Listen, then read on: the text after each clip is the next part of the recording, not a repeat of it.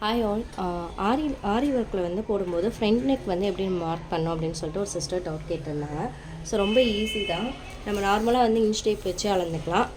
இது வந்து ப்ளவுஸோட லைனிங் மெட்டீரியல். ஸோ இதில் வந்து மார்க் பண்ணியிருக்காங்க. ஸோ லைனிங் மெட்டீரியலில் எடுக்கிற மாதிரி தான் நமக்கு ப்ளவுஸ் வந்து ஸ்டிச்சட் ப்ளவுஸ்க்கு, அதாவது தச்சிருக்க அடையாள ப்ளவுஸில் வந்து நமக்கு இருக்கும். ஸோ ஒன்றும் இல்லை, நீங்கள் என்ன அப்படின்னு பார்த்தீங்கன்னா இந்த லென்த் வந்து மார்க் பண்ணிக்கோங்க.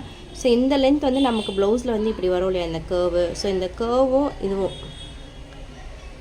ஸோ இப்படி இருக்கும்.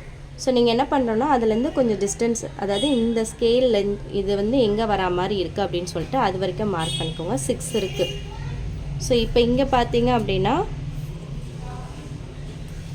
4.5 இருக்குது. ஸோ இவ்வளோ தான் வந்து அவங்களோட ப்ளவுஸோட மெஷர்மெண்ட்ஸ். இப்போ இந்த 6 and 4.5 நம்ம போட்டுட்டு அதில் இந்த கர்வ் வந்து பார்த்தீங்க அப்படின்னா ஒரு 1.5 இன்ச்சுக்கு தான் இருக்குமே கர்வ். 1.5 கூட இல்லை, 1.25 இன்ச்சு கிட்ட தான் இருக்குது. 1.5க்கு கொஞ்சம் கம்மியாக தான் இருக்குது. ஸோ நம்ம இப்போ என்ன பண்ண போகிறோம் அப்படின்னு பார்த்தீங்க அப்படின்னா இப்போ இங்கே வந்து நம்ம மார்க் பண்ண போகிறோம். ஸோ 6க்கு நம்ம மார்க் பண்ணுறோம். ஸோ 6லேருந்து 4.5க்கு. ஸோ அவ்வளோதான் நம்ம வந்து ஒர்க் பண்ணணும். அதுக்கப்புறம் இருக்கிறதெல்லாம் வந்து நமக்கு வந்து கொக்கி கட்டுறதுக்கு வந்துடும்.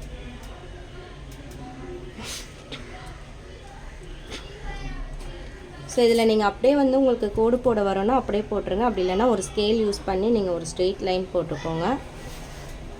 ஸோ இங்கே ஒரு ஸ்ட்ரெயிட் லைன், இங்கே வந்து ஒரு ஸ்ட்ரெயிட் லைன். இப்போ எல் ஷேப் வந்துருச்சு நமக்கு. ஸோ இந்த எல் ஷேப்பில் வந்து நமக்கு எவ்வளோ இருந்தது, 1.5க்கும் கொஞ்சம் கம்மியாக இருந்தது. ஸோ இங்கே ஒரு மார்க் பண்ணிக்கோங்க.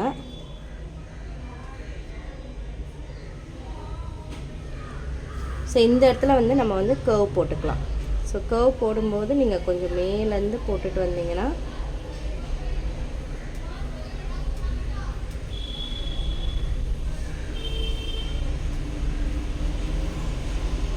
ஸோ அவ்வளோதான், நம்ம ஃப்ரண்ட் நெக் மார்க் பண்ணியாச்சு.